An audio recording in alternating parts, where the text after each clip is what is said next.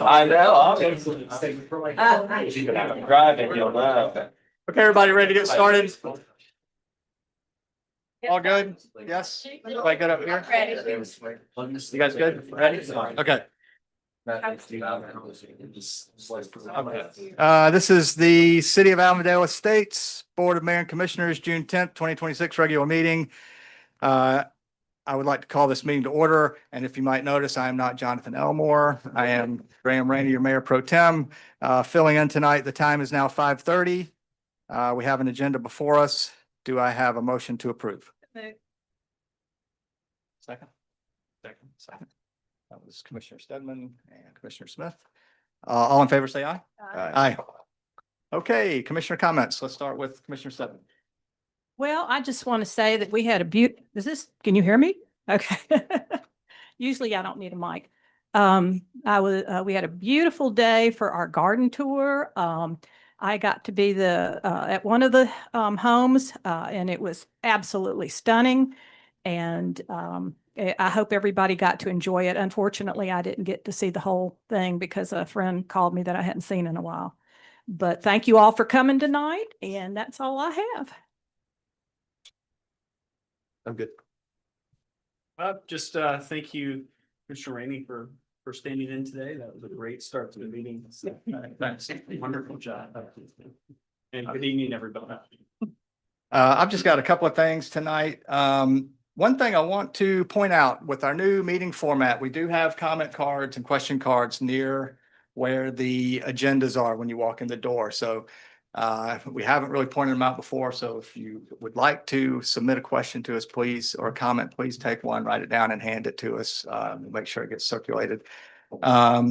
Second thing, regarding our meeting format, we talked about having more commissioner chats. So I do have one scheduled for Wednesday, July 15th, which is about a month from now. It's going to be like a lunchtime event, 11:30 to 1 here at City Hall. And Commissioner Suazo is going to join me. So if you'd like to come, put it on your calendar. It's usually a really relaxed environment where we can kind of have a conversation, ask questions, bring your concerns, bring your complaints, and we can, hopefully try to talk it out. And they're usually fun, nice chance to get to know folks. And then the last thing I want to say is I had a conversation with one of our residents this past week about my daughter's been coming to the meetings, and I told her how she's had some really insightful thoughts afterwards that she shared with me that she doesn't share with the board. And so I thought I would just take a minute to, if you have an elementary school age kid in your life, a teenager, I think it's totally a great thing to hear from our youngest residents, just as much as we hear from all of our other residents. So, I had the opportunity about a month ago to be interviewed by a Boy Scout about what we do on the board and what our role is and what the city does. And it was nice to, I probably talked too long for his taste, but it was nice to be able to share that with somebody. And so, teenagers, elementary school kids. Is it posted online where you can find it? The interview? Yeah. No, that's nothing.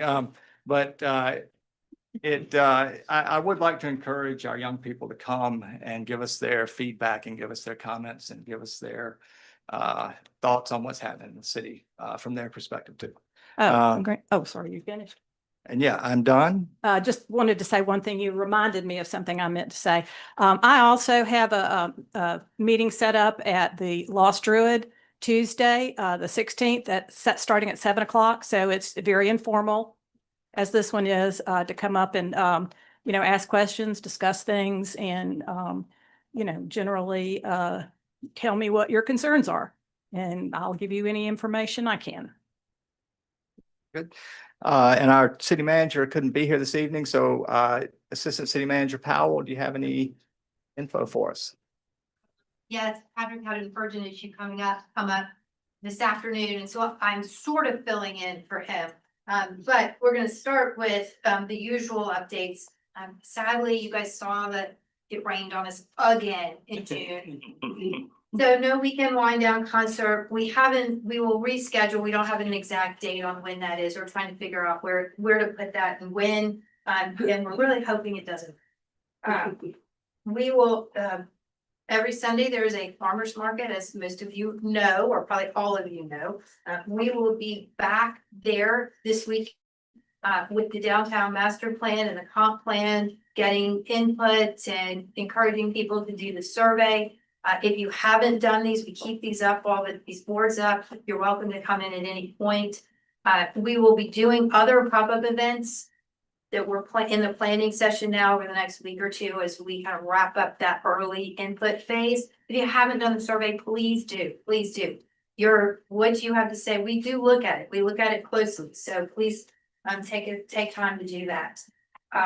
And then on June 29th at 5:30 to 7, back in this office, back in this space, we'll take the next step on getting input, and that is the comp plan, which is going to be an exercise that the Atlanta Regional Commission is going to run for us, which will help set priorities. We have so many great ideas. We can't do them all at once. So what are the things that are most important to you? And we'll be going through that exercise. It's open to the public. It's open to the community. Obviously, those of you in this room probably know as much or more than anybody, so please come. 5:30 to 7. And then 4th of July is coming up. It's a big year, 250th. It's not too late to get to be in the parade. Ellen's been sending out registration forms through our email communication. A reminder, don't get our newsletters, please do. But please, we need you to sign up by June 19th. And then thanks to DeKalb County Schools, the fireworks are back. We'll enjoy games, food, activities, music, all over at the field at the Napoleon B. Cobb Stadium, formerly Avondale Stadium at the DeKalb School of the Arts. The fireworks will be launched from the southwest end of the stadium and will light up the sky once it's dark. Stay tuned for more details. They'll be on our website. Thank There you. you go. Thank you. Okay, moving on. Public comment. Come on, come on. Bob.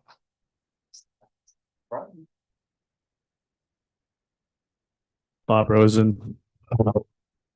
Bob Rosen for Exeter.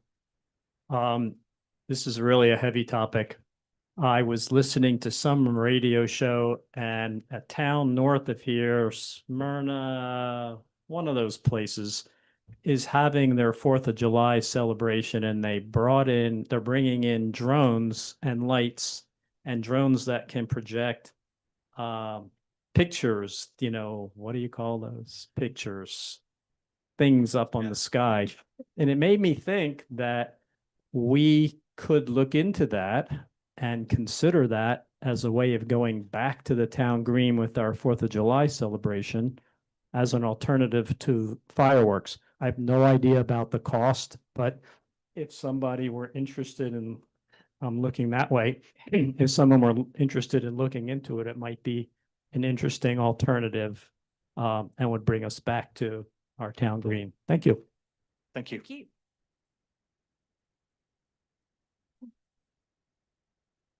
Anybody else? Anyone? Okay, I will close public comment.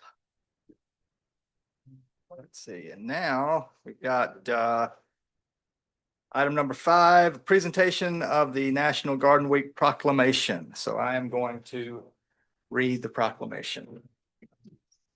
Okay. By the mayor of the city of Avondale Estates, National Garden Week proclamation. Whereas Avondale Estates Garden Club was established in 1931 with a mission to provide educational opportunities for its members to promote the love of gardening, floral design, civic responsibility, and the protection of the natural environment. And whereas Avon Garden Club was established in 1953 with a mission to stimulate home gardening, beautification, and ecological stewardship of Avondale Estates, Georgia.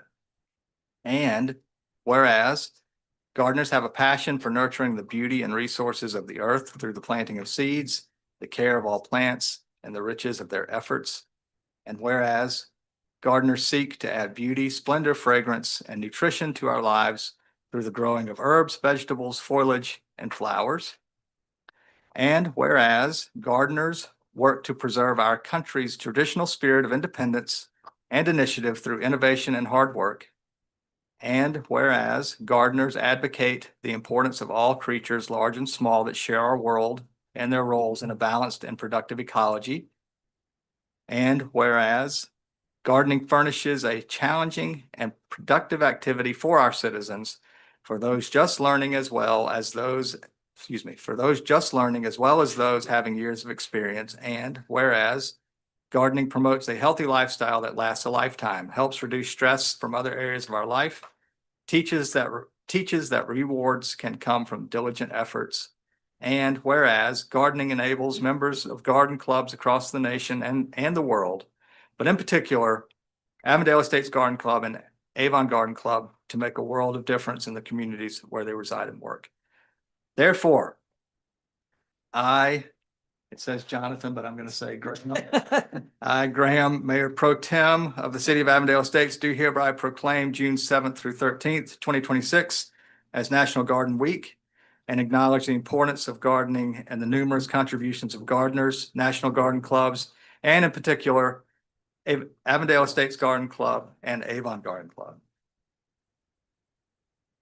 In witness thereof, I have hereunto set my hand and cause the seal of the Executive Department to be affixed this 10th day of June in the year of our Lord, 2026. Okay. Very well. So, picture time? Picture. Yes, okay. Before you leave tonight, if you would take a look at the beautiful arrangement over there, we're gonna leave it at City Hall. Karen, the vice president of our organization, drove around this morning and stopped at nine houses and picked up blooms from those folks' houses and the Amelia hedge. Well, yeah, billions, but not from the head, yes. Amelia. That's right. And, Yeah, it was. come on, Kathy, Come on. you gotta represent. Yeah. He wants to talk about there. You guys get a bit of wiggle. Okay. Oh, Yeah.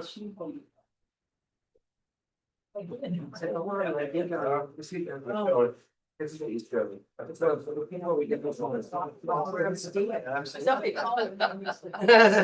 Not that much taller, but. Here, why not get on?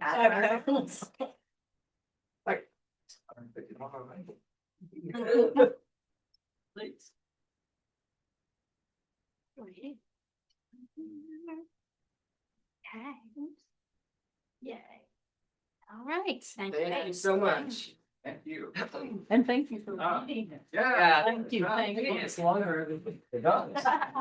Could I have a few more where I say? Did you tell the voice now said? Yeah, no, I didn't play that. Here. Oh, thank you. Sorry, thank you. This is probably older than you. Probably not. Oh, gosh, Jones.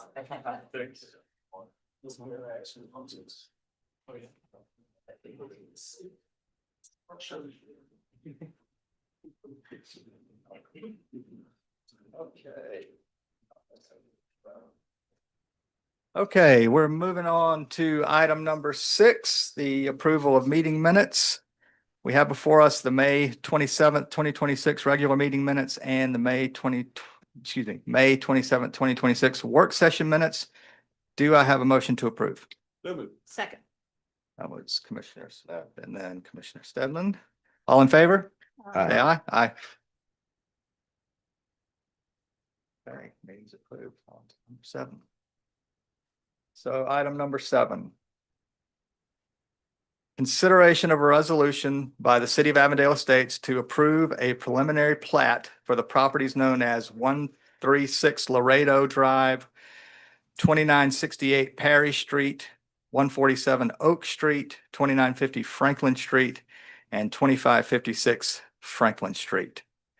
Do I have a motion to approve? So moved. And a second?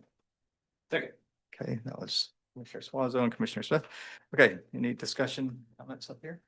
Yeah, so this one, the Oak Street one, had the most discussion at the PAZB. I listened to their meeting and their recommendations are on here.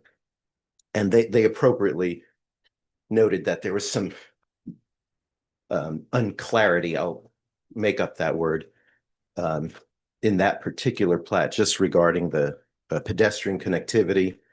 So this resolution includes the requirement that the condition that they make those clarifications, that they reinforce that connection between Washington Street and the storm, we'll call it the pond. So yeah, this is totally appropriate with their recommendations.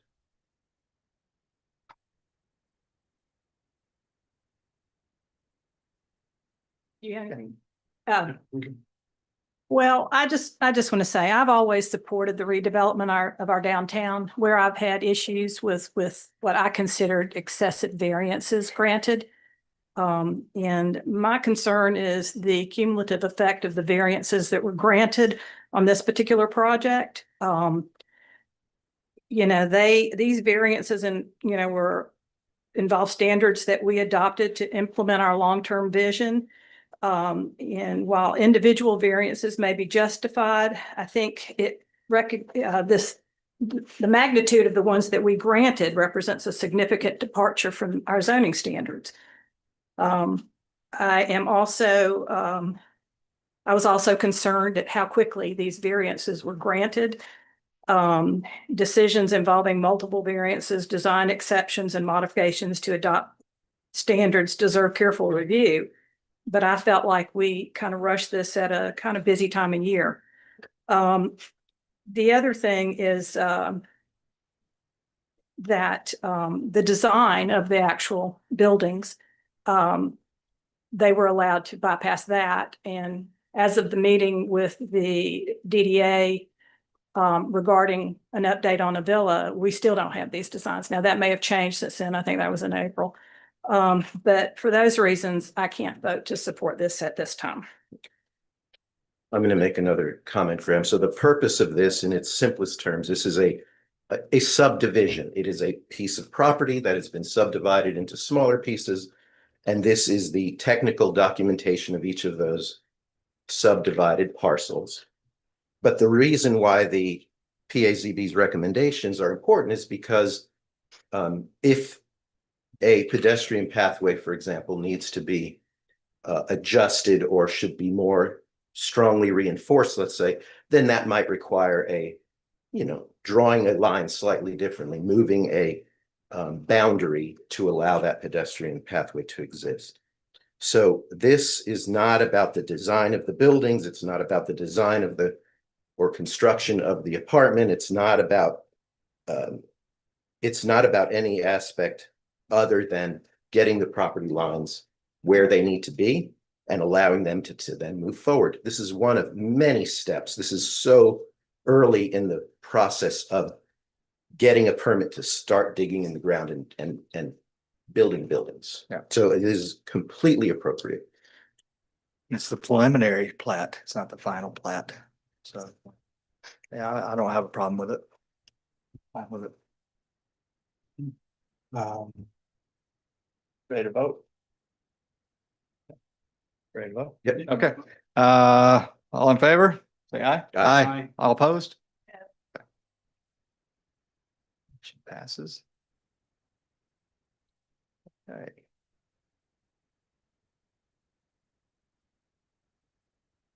So moving on to item number 8. Consideration of a resolution by the City of Avondale Estates to approve a preliminary plat for the properties known as 2804 Franklin Street, 2816 Franklin Street, 2820 Franklin Street, and 154 Olive Street. Do I have a motion to approve? So moved. And a second? Second. Commissioner Swanzo and Commissioner Smith. Okay, more discussion, comments on this one? Pretty much the same thing. So I'll for the benefit of the public, Okay. this is, but my comments are the same on this one, except this one's even simpler because it has one, I'll call it a pedestrian pathway or an easement or a right of way that has been described here. It was discussed in the working session last week. It's in the package. There's a colored diagram to show where that sort of pedestrian area. So this one has fewer words than the other one does, fewer recommendations from the PAZB. Yeah. But it's the same idea. It's just that there is a pedestrian pathway, and I think they're just asking for it to be even more clearly identified, which it pretty much is in that packet. Okay. Yep, I'm good with this one, the same as before. Ready to vote? Yep. Okay, all in favor? Aye. Aye. All opposed? Okay. Motion passes.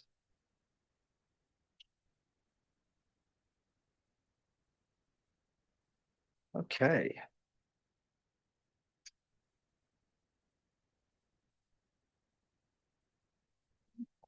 Item number 9.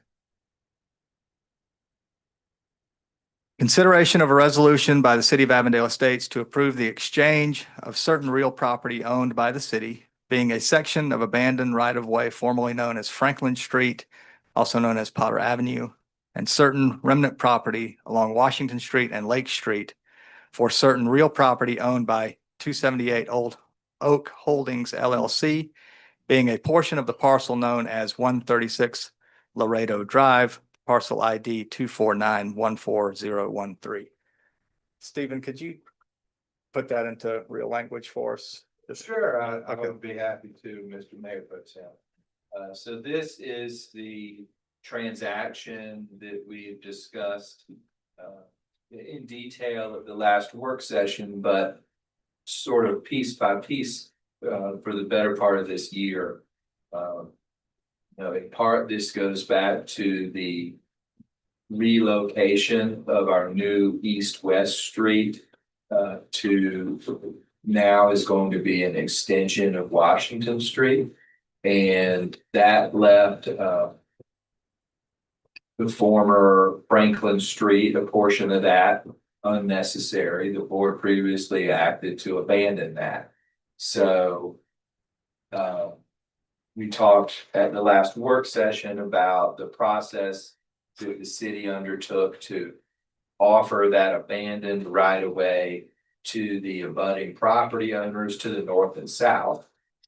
And as recounted in these recitals here, basically we got all but one of those owners responded, "We're not interested." And the other owner, it's the 278 Oak Holdings, they said, "We are interested." And they proposed this transaction instead of purchasing that property from us. They proposed to exchange. And what they offered is a 0.7 acre approximately area that is downhill to the north of the city. And that will become the stormwater detention or retention facility that will take care of stormwater from everything downtown and up to 278. In addition to these properties that are being built out, it'll receive stormwater from our rights of way and from the other properties in the area, which has been a real need of the cities. So in addition to that abandoned Franklin Street property, there is a small little area that was not needed for the portion of the new Washington Street that was previously built out during the Town Green project.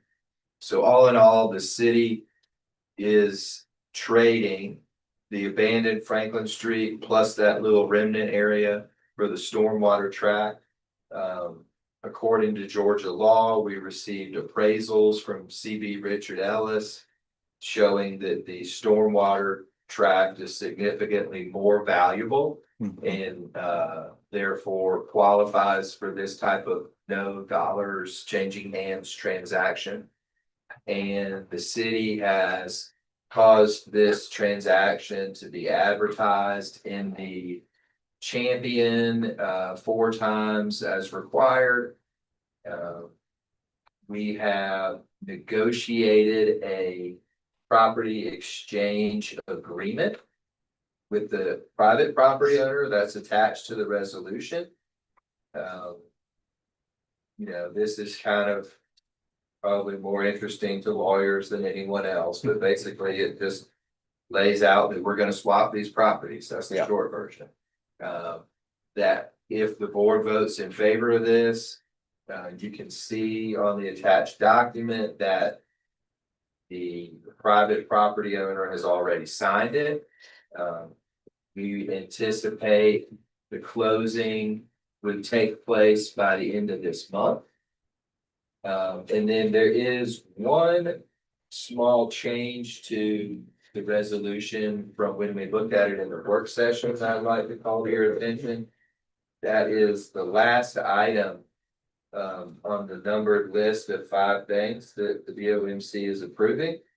So this says that the city manager is authorized to essentially to give permission for 278 Oak Holdings to install the stormwater pump. As pursuant to the agreement between the DDA and that developer that we've talked about in several meetings. The DDA and the city are putting in money towards public infrastructure, which includes roads and stormwater pond.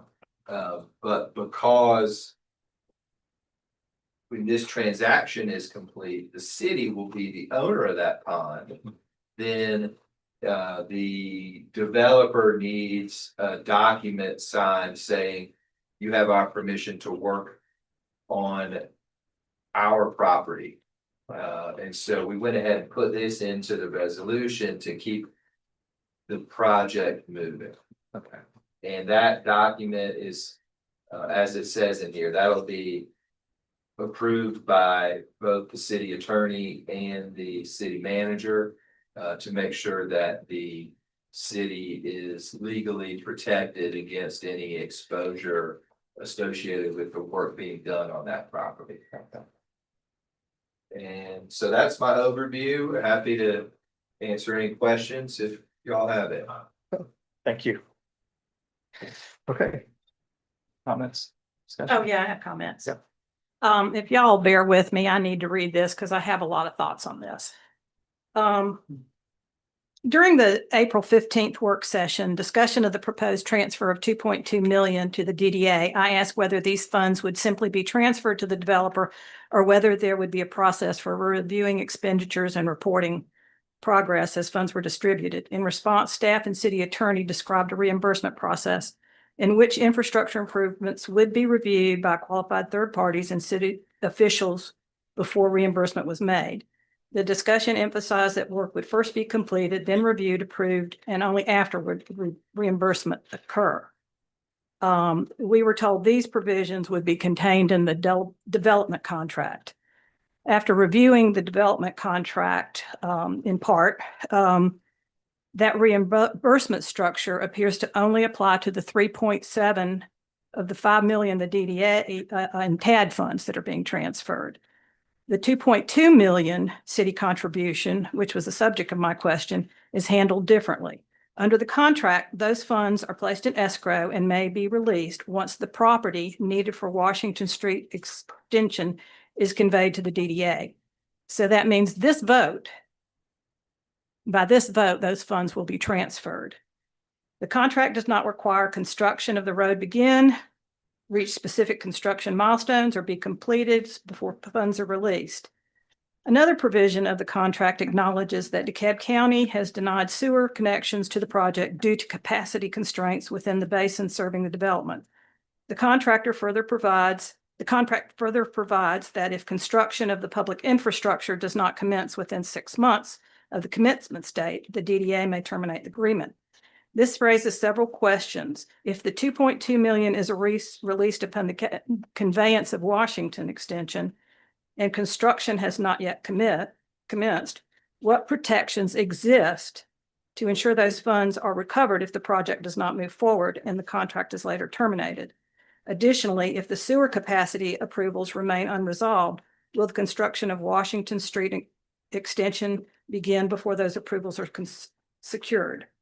These are the types of risk and protections I was referring to when I expressed concern about transferring 2.2 million of city funds. And I just don't think the safeguards are there for the city.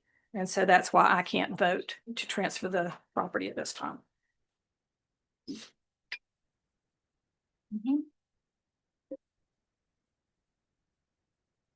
Mr. Mayor Pro Tem, I have some input on the That- issue. Please, yes, thank you. So, Commissioner Stebbins, with regards to the 2.2 million that you referenced for the Washington Street extension, that's different property than what's before us tonight. So that's gonna be the new location of Washington Street, which is, not necessary, this doesn't make that money be paid. What triggers that money being paid is the developer delivering that property. So the DDA will receive a deed to the future Washington Street property. That property has been appraised at $2.2 million. So in. Can I ask a question real quick? Before we Sure. get further along. Okay, so we're talking about the Franklin Street that's turning into Washington over here being swapped for this stormwater area back here. Is that correct? The former Franklin Street, Yes. which is located to the south of where the future Washington Street will be. What we're talking about tonight is swapping the former Franklin Mhm. for the future stormwater pond. Right, And I understand that. Right, so this tonight has nothing to do with the future Washington. That's Okay, then I misspoke. Okay, so I am talking about that swap. So this, and I was told the $2.2 million was for that section, which is going to be called Washington. but it's not the same property. So what we have before. But once we swap this property, they'll get the 2.2 million. That's, I definitely disagree with that. last Okay, statement. well, maybe I misread it. Okay, well, I'd be happy to explain it if I can continue. Sure. Okay, so the Washington Street property is not the same as the former Franklin Street property. The future Washington Street property is property that's privately owned by 278 Oak Holdings. They are eventually going to build that out into a new beautiful road with sidewalks, streetlights, etc. But first, they are going to transfer the ownership of that property to the city or the DDA. I don't have that in front of me. I think. A picture of that, because I'm really not following. Um, Because I only remember talking about one land swap and, what- We do have, they should So have. that- Yeah, all right, Look at the preliminary plan. From the north, you should have it there. if you, I don't have the thing in front of me, but if you look at, Elm Street. So if you. that's the one behind Wild Heaven. Yes, And that's what's turning into the Washington extension, right? right, but so right now Elm Street, if you're coming from west to east. Elm Street essentially dead ends, and then you can go south on Franklin / Potter, which is a substandard street, right? Okay, so. So that's gonna be a path, and then Franklin's gonna be taken over by the development.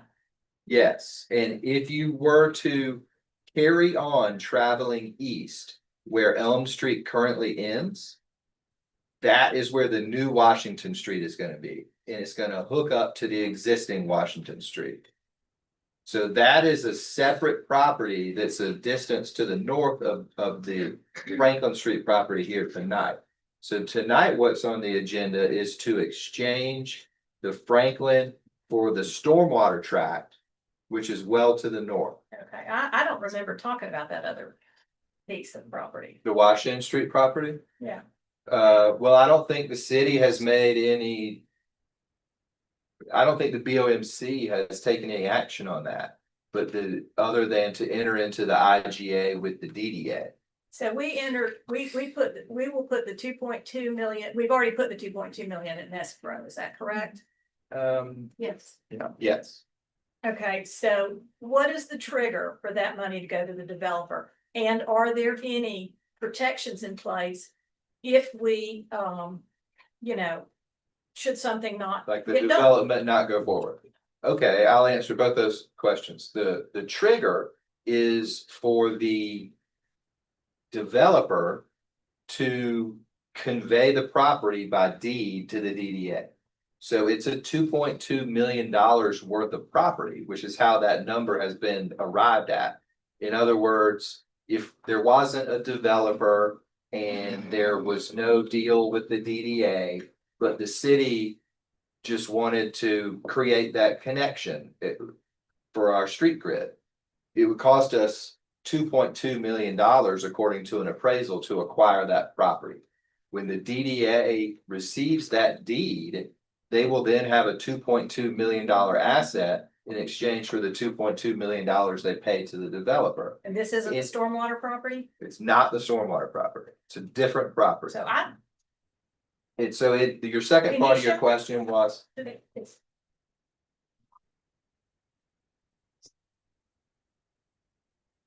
The orange is the Yeah. street that Steven's talking about. that's the future Washington Street. where, Orange. It's highlighted in orange. this? Yes. Yes. The stormwater tract is to the north. About now? No, No. It's down below. Oh, you're talking about this Yes. right now. Right. So Okay. what's on the agenda is to exchange the property you're pointing at now Uh-huh. for the stormwater tract, which is all the way to the north. Yeah, I know where that. Okay, Okay, so this is not something we've really discussed. But I guess, okay, so this. When they start working on that, that is when the $2.2 million? all right, so the fatter part of that future Washington Street is currently private property that the city and the DDA have no ownership of. When the developer delivers a deed that makes it our property forever, then they receive the money. If they then fail to develop, we will nonetheless have $2.2 million of property that we need for our street grid in exchange for $2.2 million. Okay, so I was not aware that we were paying 2.2 million for property. Maybe I missed something that's land.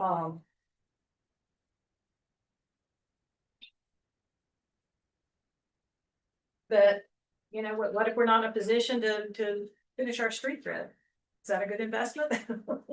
I mean, I don't think that's a city attorney. No, it's Question, not. right? That's the decision that was made by the board and the DDA previously. And the only thing I can say about it for sure is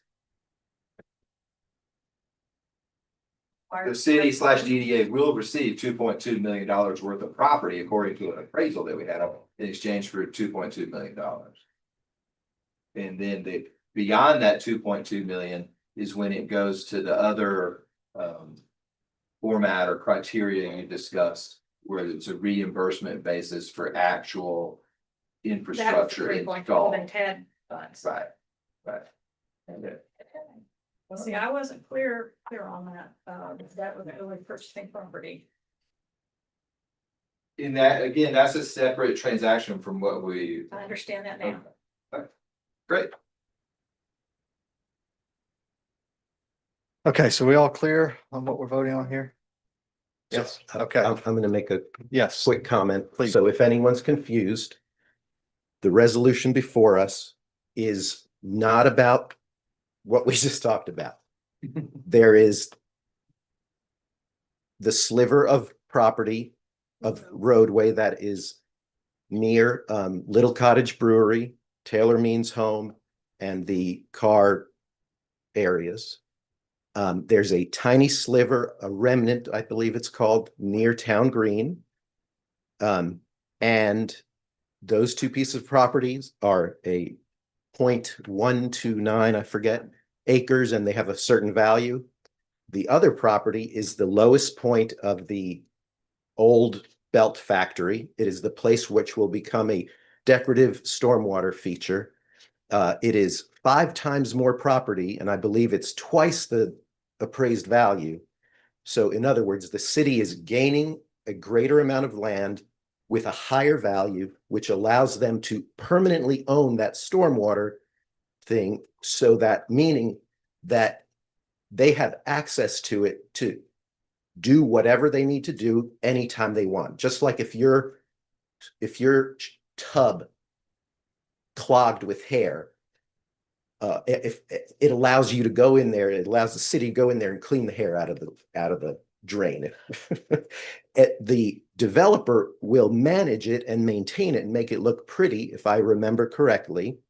They will landscape it, but the city has full rights to do anything they want in there as part of their ownership of the land. So it is very straightforward. It is very appropriate, and it is a good deal for the city if that's a way you think about life. Wait, I have one question. I forgot about it. So basically now that is totally in the hands of the DDA. We won't see anything about that Washington exchanging again. Well, I wouldn't call that an exchange, but as far as Just a property. the basically. property, the project build out, the funds are being handled by the DDA, but the assessment. The first part we talked about, which it could be called a land purchase, that'll be done when we get the deed.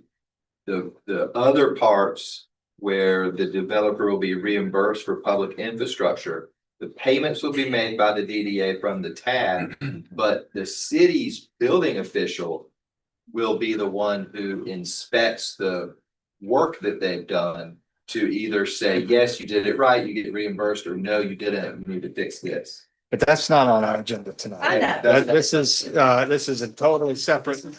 Apologize for misunderstanding. But yeah, I was concerned about that 2.2 million, and I just didn't recall that we discussed that was really going to be used for the property purchase. But as far as this concerned, now that I understand, I'm okay with moving forward. Okay. Graham, I have one more quick comment. Okay. That IGA, the intergovernmental agreement, that has so many safeguards in it between the DDA, the city, the developer. If the developer doesn't do this, it's their property and they are entitled to develop it. If they don't, if they go bankrupt, the city is protected in so many ways. I read every word of that thing. I can't tell you how, again, I'm not a lawyer, but even I could understand it and clearly read that the city is protected and is not made whole, but stays whole if the developer were to default in some way. That's okay. Thank you, Commissioner Swanzo and Commissioner Stedman. I think I got ahead of myself just a hair, so I do need to get a motion to approve this item. I don't need to read it again. Okay. So moved. So do I have a motion to approve? Thank you. It's Commissioner Swanzo. Second. And second, Commissioner Smith. And we're ready to vote. All in favor, say aye. Aye. Okay. Passes. Okay. Any closing comments before we get done? Okay. Seeing no other items, do I have a motion to adjourn? So moved. And a second? Second. Second. Commissioner Stedman, Commissioner Smith, all in favor, say aye. Aye. Aye. Okay, Thank you, so we're Graham. gonna take a 10-minute break and then we're gonna move down to the table for the work session. Soon you'll be officiating weddings.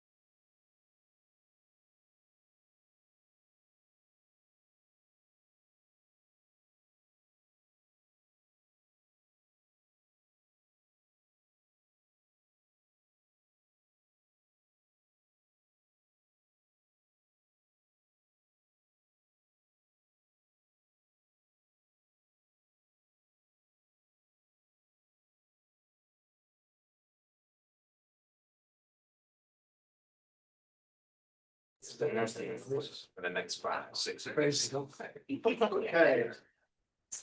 This is City of Avondale State Board of Mayor and Commissioners, June 10th, 2026 work session. Also need to order, the time is now 6:25 p.m. We have an agenda before us, we have a motion to adopt. Second. All in favor? Aye. Okay. So first item.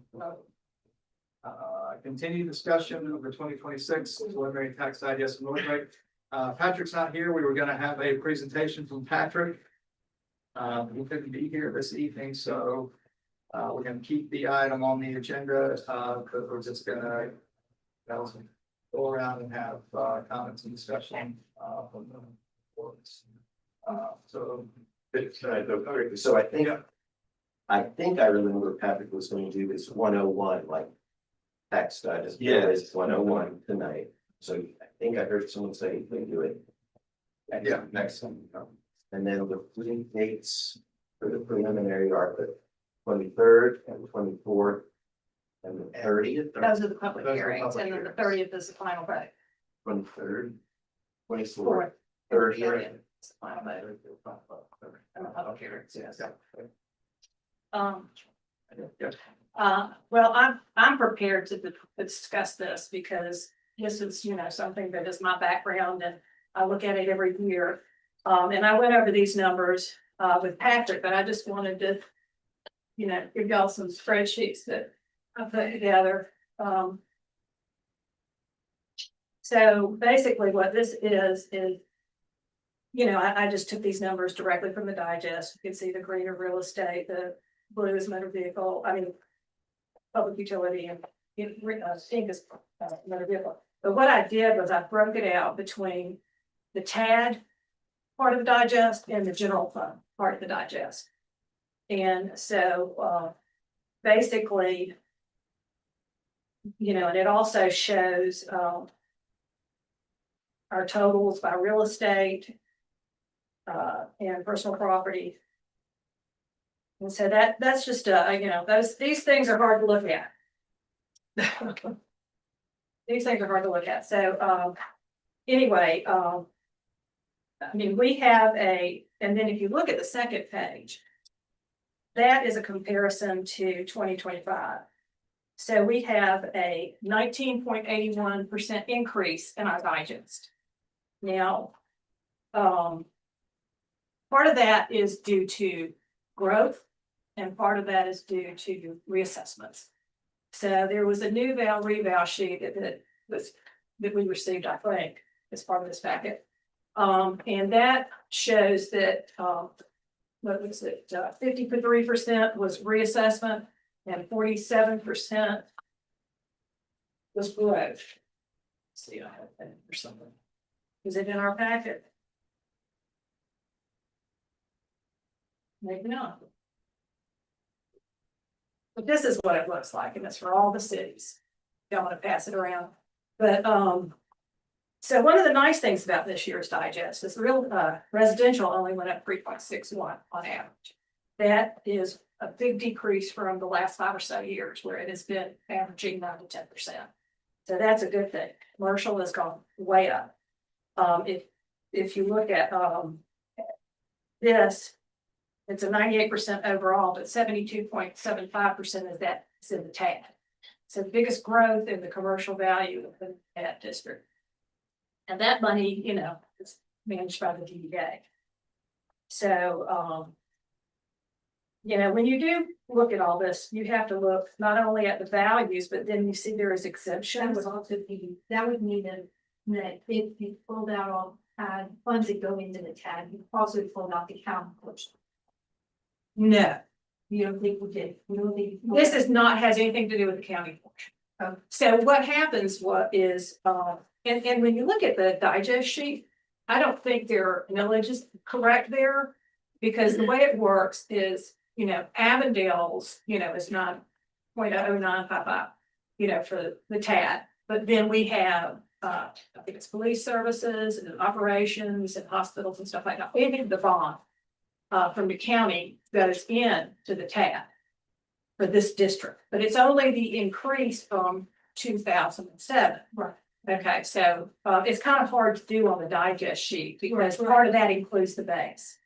Right, exactly. So I wasn't sure how you managed it. Well, I did do one, but I didn't bring it tonight, but I did do a calculation. That's not what. No, this is basically just showing the values. Okay, got it. And Right. the TAG calculation is more complicated, and I did one, and it's looking like, over $800,000, and that's even with some, adjustments, adjustments to the digest.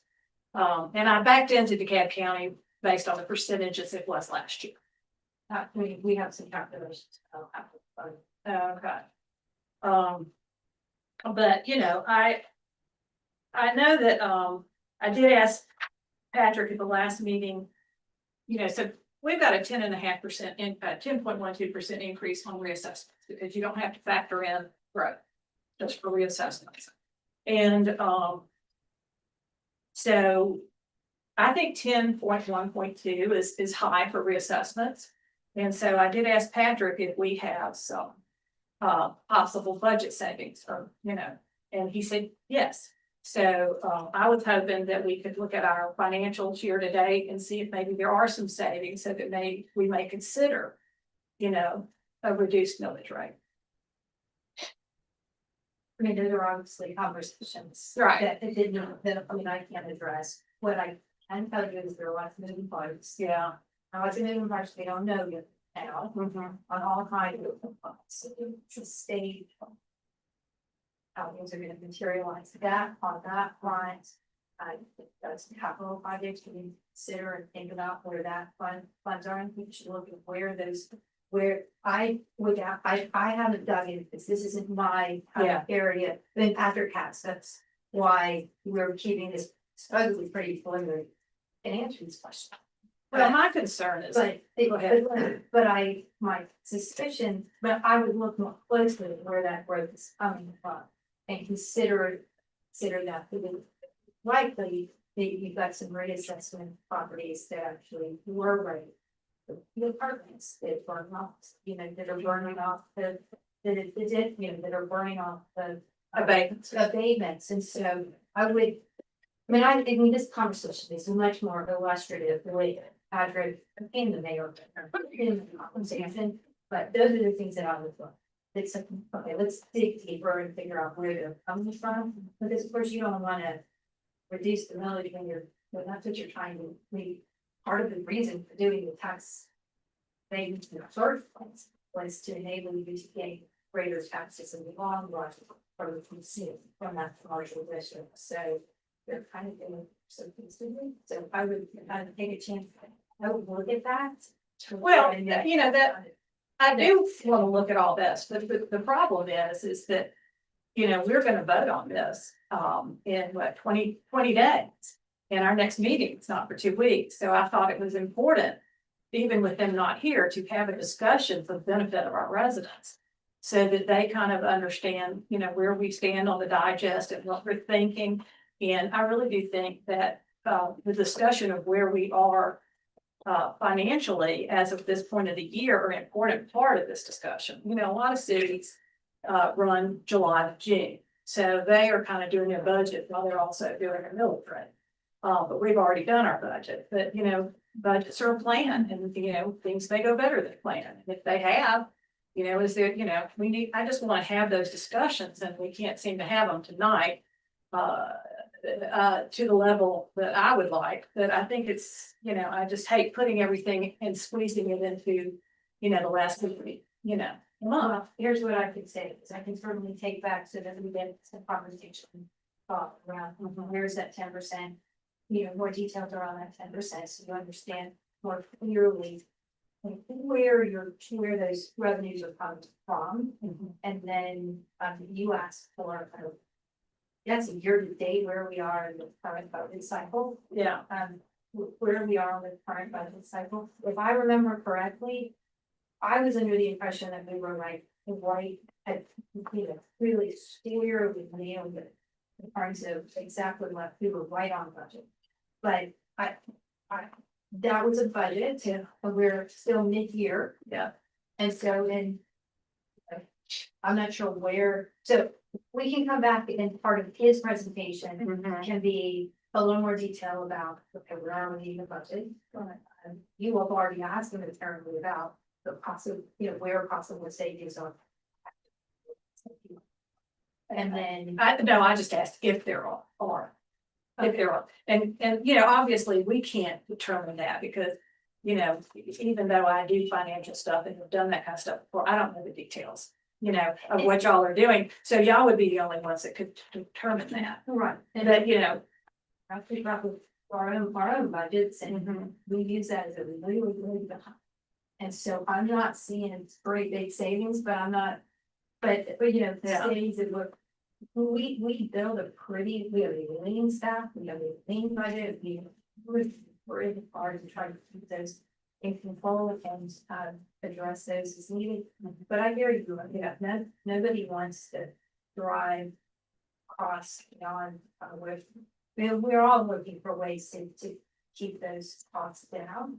And so I hear you. I think, again, I think that these are things we can take back and you've asked some critical questions and those are reasonable. I'm guessing that you may have asked some of these before and you've alluded and that might be part of what Patrick addressed. So put it in the context of looking forward. So that. well, Probably would be a really informed conversation and. yeah, and I did look at April's number, I asked for them. And, I got them downloaded to Excel because the report we get doesn't show percent fair, remaining, we get remaining value, but we don't get percent remaining. And, I saw some areas where we had 80% remaining or, stuff like that. And that may mean something, it may mean nothing, because I understand that unless you know what kind of bills are coming in when, you can't be sure of that. Right. So that's why, Yeah, that's right. I mean, it just, it ebbs and flows based on the annual budget, you're looking at something. I just, this is like 50 and budget, got expenses for holidays. Oh, see those expenses, it's all okay. Right. But I'm in some of when they look at in the budget. So yes, that's true. It's a snapshot in time as to where you are and you go in and do projections and what you expect going forward and I do a bunch of them, but don't do some. But I think you asked, those are reasonable questions and I think those are things that Patrick would be prepared to address as part of his presentation, both in terms of how these numbers come together, where we are, what we're seeing. I do think there's a lot of good things here. In terms There of is. in terms of the trends and what the Golden City wants to invest, you're seeing that investment that they've made really play out. And so I think that's always been the hope and but there are also some, still some things that can be. Yeah, I think we are seeing some good things and that we've been able to keep the village where it's at since 2023. But I agree, I think. Well, even if the village flat, it's good. I think we should wait for Patrick's presentation, at least I'll say my thoughts in his presentation. I mean, it is important to kind of remember, I think Patrick had mentioned something about where there could be legislation that affects property tax collection entirety, which, by eliminating property taxes. So if we, it's really, that could really improve collection of taxes by the city. So if we are potentially, lowering the amount of money that the city collects now, and then say this happens in the next couple of years, and then there's a huge budget shortfall because the city can't collect property taxes as it did before, then we run the risk of having a massive increase in the village. Would you That's a believe fair that's a point. possibility? Sure. I mean, so I feel like, if we really need to be cognizant of the forward thinking about if there is a potential or there's a severe impact to how the city collects taxes. Would it be prudent for us to kind of reduce it at this time and then risk a massive increase later on, and then, you know, and the potential impact that can have on business. Yeah. From my understanding, I think Clarkston has already proposed a large increase. Time rate, pretty good number increase. So we're in a fortunate position, city, and you don't have to borrow money to flow through the year. No, we don't. It's another very having benefits. It is, and always has been. Okay, we're good there. So next thing, we do have a public hearing on the 23rd. You hear from, public on our proposed millage rate, and then, we'll, I'll give steps on those. Let's see. You guys good to move on? Okay, next item, continued discussion of 2026 centennial related activities budget. Almost be the last. So you guys gave us some direction, but the part, which is, we had talked about running a gala event as a fundraiser, but it had a pretty big price tag on it, and some of the direction that you guys gave us, maybe that's not a kickoff event, because it's limited in the number of people you can actually have there, it's not inclusive for families, and there's just maybe a better way to do that, so we pivoted a little bit, something. So this budget actually reflects doing this continual kickoff street festival in lieu of that. And this, you might remember, just to backtrack for just a minute, there are 4 events planned between August of 26 and January 28. Those 4 events will commemorate milestones from the time the city started considering becoming a city and the time it was incorporated as a city. And so far, so the kickoff, the centennial kickoff event is currently envisioned for as a street festival, and so I'll talk about that in a second. And then there are probably a lantern parade will be one. It's one of the other ideas. The third is a little more vague. Then the 4th one is likely to be some sort of in celebration. It's commemorative. It doesn't unveil it. Some sort of legacy project. It's still been.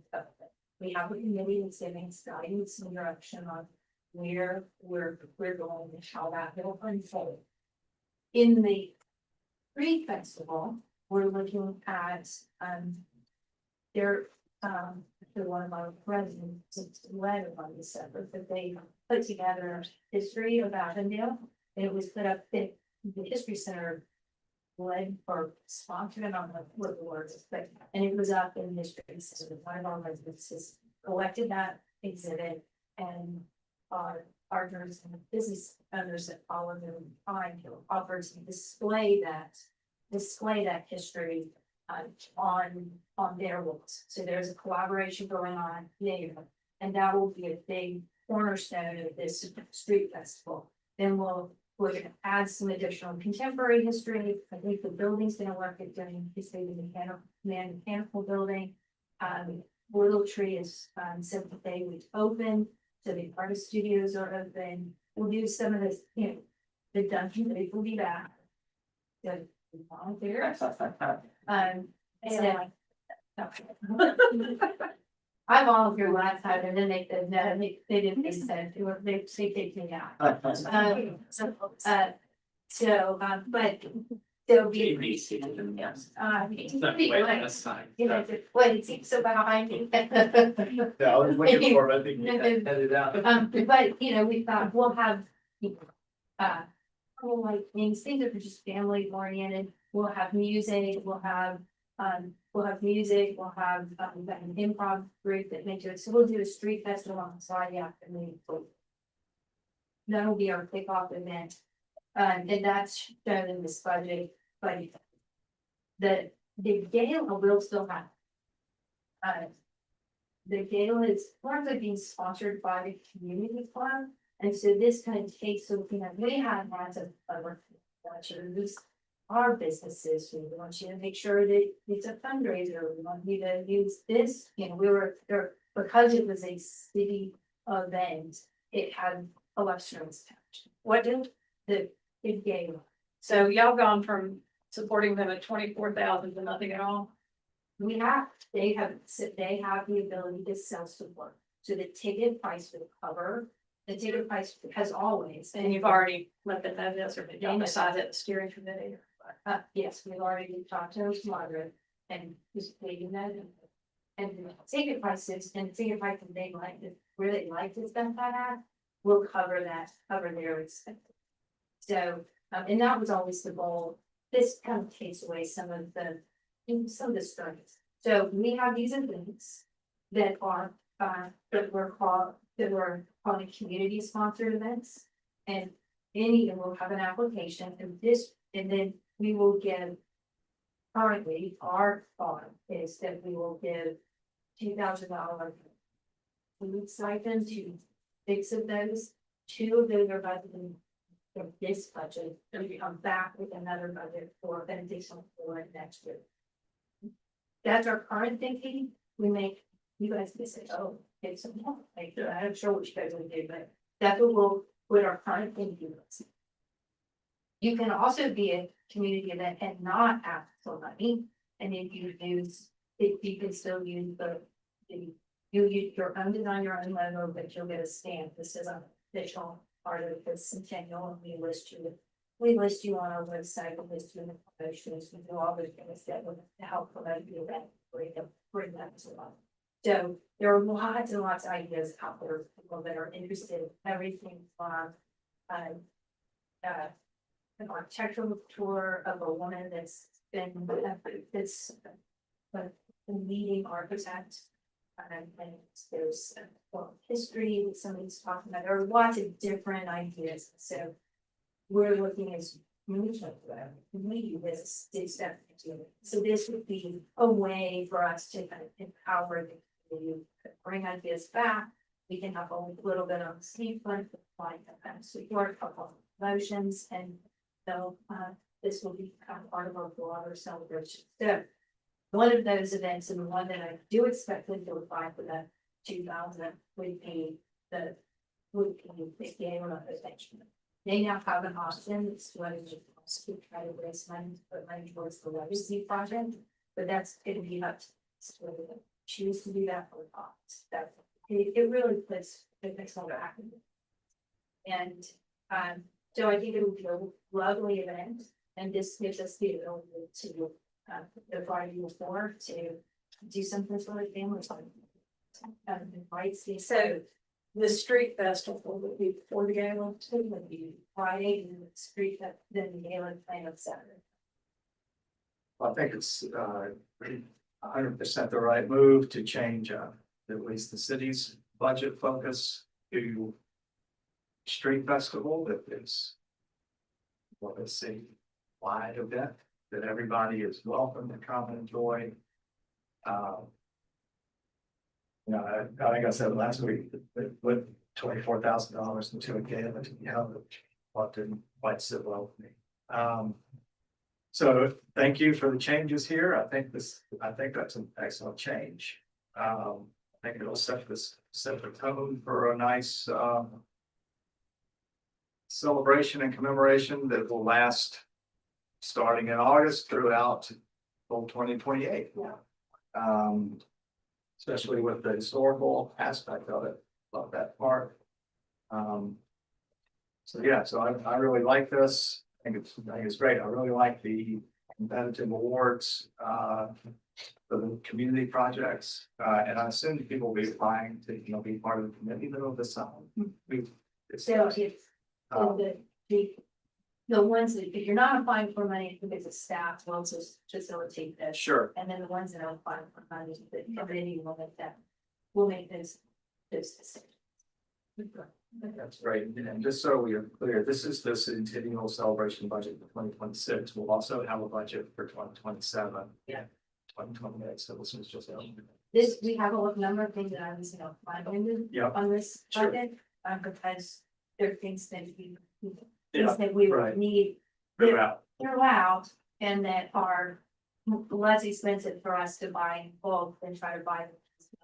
So I think this is a little heavier on that, on the marketing education side, then you'll see going forward. But that's kind of where even the light holders, we have to visit this budget as opposed to next year's budget. I think it's a kind of lean budget really for a centennial. I'm concerned about, are we only gonna spend $1,000 on photography and? Such terrible photography that people.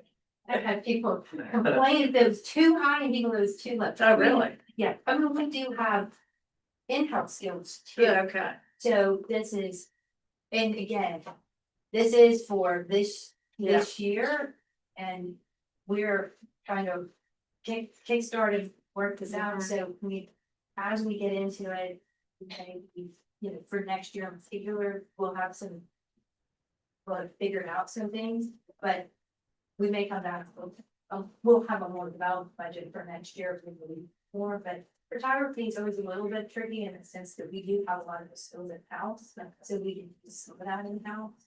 But it's not, and then, Did anybody have a problem with the 5,000 for giveaways? well, I got them all over the place, but those are, some of these things, we typically kind of we'll look at this as a marketing budget, so we've got 1,500 photography and 4,000 or whatever for photography or whatever. Yeah, because in reality, you can't give one of those to every single person, can you? I'm not, It's kind of the same thing with the gala. Not everybody can attend. well, yeah, so I mean, these are. That's one of those things where we order at once. And we have food here. We're trying, we're figuring this out. We're trying to, we do have a sponsor, not yet, great sponsorship package, but we are looking at a sponsorship package. Some of the things that we do would include in sponsorship package around that. Those funds. And so, for example, we're looking at in the beginning sponsored, there. I think it's gonna be $100 sponsorship, $500 sponsorship, and then a $25 sponsorship. And the 500 become flat. Or, something akin to that, it's got a little bit of permanence to it. The $100 one would come in maybe for yard sign. So, it kind of builds up. Is this money, that money's gonna be used for what? The legs. Okay. You like to see something, put that on this. Clearly, you are, human. Possibility. And I had somebody reach out to me about the photography budget too, and his concern was, Was it too high or too low? well, it was too low, and he was concerned that we weren't taking pictures of the old timers in the neighborhood, and I suggested to him that sounds like a community project that you might want to develop. Somebody wants to do that, like there's, I really love these ideas of these, I wouldn't mind funding a few more of these community project stipends if we can next year, because there's some good ideas out there, one of which was not necessarily his idea of photography from I gather from his email was that we should be taking pictures of, We're gonna, longtime residents, and I said, yeah, that's a good idea, but that's probably not exactly what this photography budget was for. It would be more of a special project. special project that could possibly be funded with stipend. If it needed funding at all, but. No, I think it'll be really interesting to see what we get. We're gonna get these out pretty soon. They're working on it. So, it's just it's a form that you fill out. You tell us about your idea. How does it relate back to the centennial? What do you plan to do? What support do you need from city staff? What kind of resources might you need so that we can make a judgment call? A lot of times they do, an idea does need some sort of city staff support, and we have to consider that, because we have capacity issues. So, but you're right, so that kind of idea, I think you mentioned, is it the same person that was talking about oral history? Yes. Okay, so that also might be. So actually, the Centennial Committee, they have a couple of ladies working on that oral history. Well, it's, and that would be great, so that could be, that would be what I call a special, one of these community projects, and And they whether could get some money towards that. potentially, I mean, we have, well, right now, we have allocated funding for for this, for 2026. Two community, Two funded projects, so we, okay, well, I thought the Centennial Committee was given a task of coming up with 4 events. two different things, so Are they getting money for those? those were paying, well, those were paying outright. Okay. So this, so the city Centennial Committee has 4 of them that are aligned with the milestones that marched up to the point of becoming the city. One of those, the first one is the street festival. The second one that Margaret's pitched to us, which I imagine will happen, is a lantern party. The third one is a little murky, but something like a community picnic is what's kind of in the ether. And then the fourth one, it'll be January, it's probably gonna be, and some sort of unveil. Okay, so those are gonna be projects that you fund. Okay. That you fund, and the first of those is in 2026, which is shown in this budget. The others are not, that's still to come. Because that would be next year. Sure. And then so that's one piece, so that's one piece. Then the other are these special, I'm gonna call them the events, programs, special projects that members of the community are already working towards or working on. And they could be, so one of those is the scale. That's one. Lori and I've been working with a couple of residents that are doing this walking tour of this architectural industry. So that's another one, and we're just kind of. So this is really something that kind of be amended and flow as things may develop. It will have to, Yeah. and we're still figuring things out. So today, what we know is there's gonna be a street festival. We know we have to have that For the street festival. we're doing, the city staff is doing with some help from, so we're gonna do the unveiling of the. We got help, I mean, we've got people around, so. Yeah. So we're really working to get the street center piece of it. Don Cobham is really the point person on that. Make sure that that's part of the event. Marty's opening the little tree. And then we're wrapping, then all kind of working with their businesses, and then we're planning the street festival.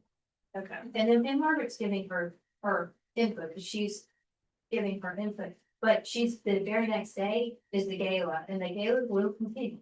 And she's still very much a part of it, I'm sure it'll be super fun, and I have committed to going, I'm gonna fly my, so, but that's, and they've got all the plans already for that gala, and this kind of takes a lot of pressure off. So that's moving forward, and we'll also, that is not, they could apply for, one of these stipends if they want, they may. And that would be $2,000, and they use it however they want. We have another one in this budget plan, but we'll open it up and we'll see what comes in.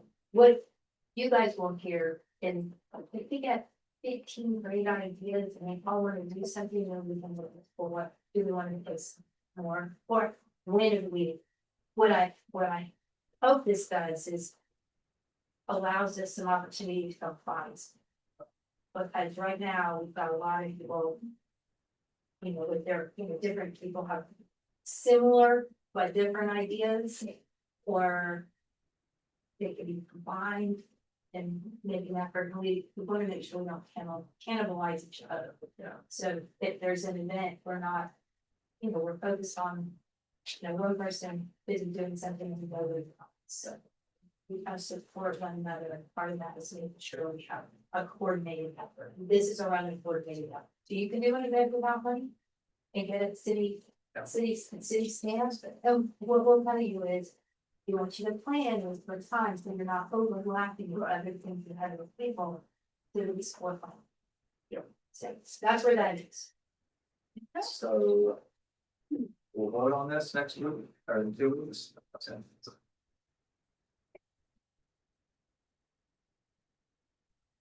All good? Yep. Okay, item 5. Discuss resolution to rescind the board's prior authorization to use eminent domain to acquire the property known as 143 Maple Street, as this property is no longer needed for transportation purposes. Steve. Yes, thank you. Okay, so the background on this is a little bit related to the discussion we had during the regular meeting. In that it involves the city's long-term goal as expressed in the street grid to provide a new east-west connection through the downtown. So when that street grid was developed and then the city staff looked at options for it, it appeared on the map that the best route for this road included the property known as 143 Maple Street. However, when we sent engineers or somebody with some know-how out there, it was determined that the topography was going to make it prohibitively expensive to put a road there. That eventually led to the idea to extend Washington Street that we looked at on the map earlier. So Washington Street is going to be the east-west connection street. And we will not, as a city, need 143 Maple Street. That was the thing, Michael, Michael Gargulo. Gargiulo. Exactly. So we had taken this action to authorize eminent domain last year. When we started the process, moving forward with that process, we really learned that the property wasn't going to work out. The city was then focused on where it needs to be instead, and rather than coming back and officially rescinding this. So Mr. Gargiulo came to our meeting last time, told us a request to rescind our eminent domain, which as a staff, and I have spoken to the mayor about this, we and Patrick, we all believe it's the right thing to do, but we don't need property, and they've requested to undo it. So we have a simple resolution here that says, basically what. We're gonna do that. Yes, exactly. And if y'all vote for this, then we will provide a copy of it to Mr. Gargiulo, and he can show that to anybody that might be interested in 143 Maple Street, which of course is in the city's interest for all the properties to be developed as well. And that makes perfect sense to me. I think I'm gonna add there. And we'll vote on this one next week. Next meeting. Yep, next meeting. Excuse me, next 2 weeks. Last item, public comment. Bill? Yes. Bill Over, 89 Berkeley Road, with regard to the, tax digest. I would like to say that, any increases in, tax revenues that accrue to the city, that are beyond what's necessary, to deal with, expenses regarding, inflationary, aspects of doing city business, I would hope would be dedicated to capital projects fund. We still have a lot of stuff that needs to be done. Walking the streets every day, the potholes are getting bigger. The roads are getting rougher. I know we had a study done that categorized those streets, by, worst to best. Physically, I would venture to say that that study that was done, I think, a couple of years ago is rapidly becoming out of date because we haven't had the money to achieve all those improvements. So I want our money to go to capital projects.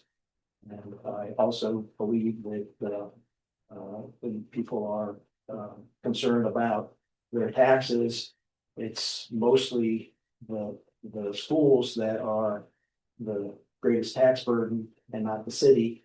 And would like them to be reminded of that when the big fun stuff. Thank you. Anybody else? Hey, Stacy Beard, 47 Clarendon. Don't disagree at all. We totally need to carve out more money for capital projects. Now, there's a lot that needs to be done. But I would also ask the board to think about a couple of things. First off, and this is just taking the 5-year summary. Since we changed the millage rate to 9.55, and that was back in 2023, taxes levied have gone up $1.5 million over that period of time, what we've collected for those same years. That's 46% growth. When you look at each year that we've opted to not go to the rollback rate, in essence, what we have done, call it what you want, but we really have opted for a tax increase because that's what the math ends up being. There's so many positive things going on downtown, and I know they're not free.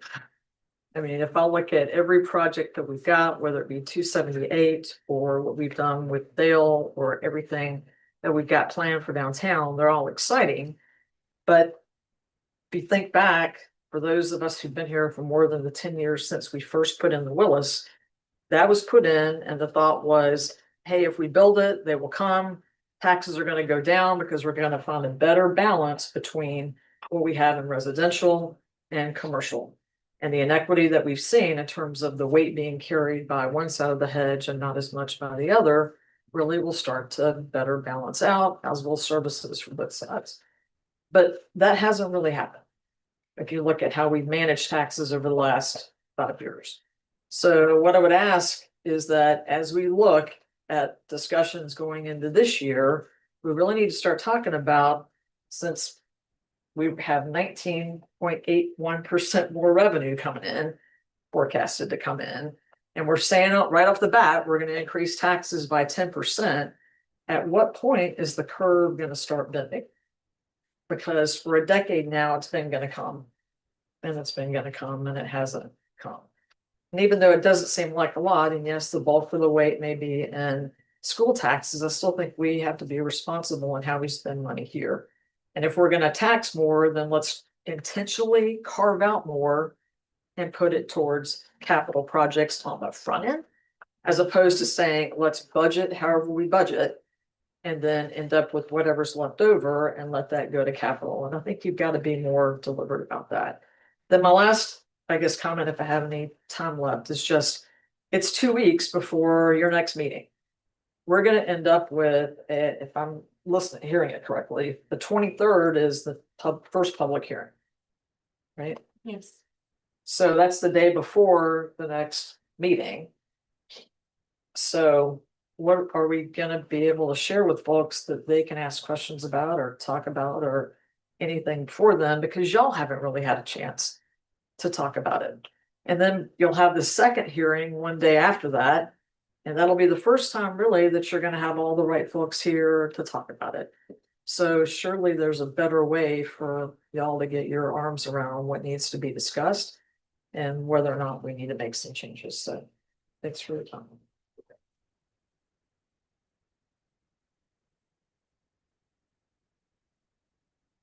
Kathy Kingsbury, 817, ditto what Stacy said. I just think that without having the discussion that we needed to have tonight, the public is not being informed correctly. And I know things happen, but think about that. Thank you.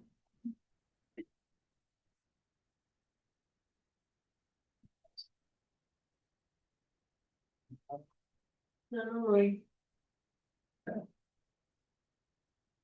Again, no more public comment.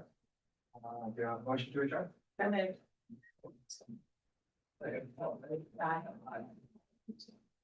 Okay, thank you all for coming. Good job. Well done.